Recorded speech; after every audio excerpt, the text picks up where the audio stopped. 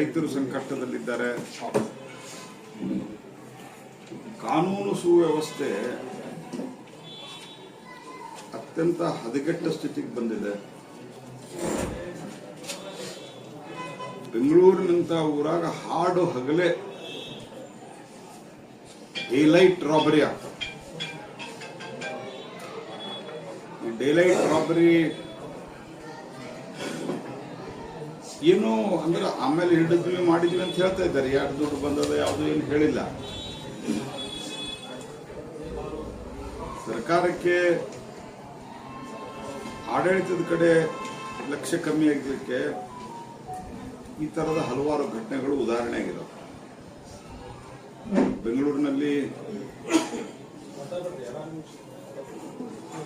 Daylight robbery ಮಾಡ್ತಾರೆ.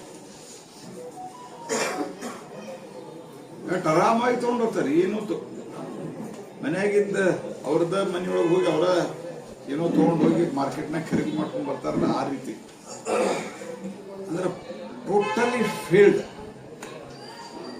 ಯಾಕಂದ್ರೆ ಸರ್ಕಾರದ್ದು ಗಮನ ಇಲ್ಲ ಮತ್ತು ಪೊಲೀಸ್ ಇಲಾಖೆಯಲ್ಲಿ ಬ್ರಹ್ಮಾಂಡ ಭ್ರಷ್ಟಾಚಾರ.